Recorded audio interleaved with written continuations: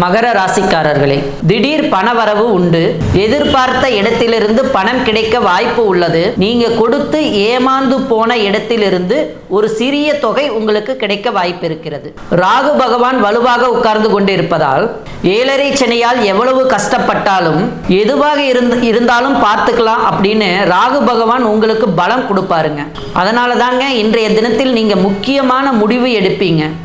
மற்றவர்களின் பின்னாடி ஓடக்கூடாது, மற்றவர்களை சார்ந்து நாம் வாழக்கூடாது.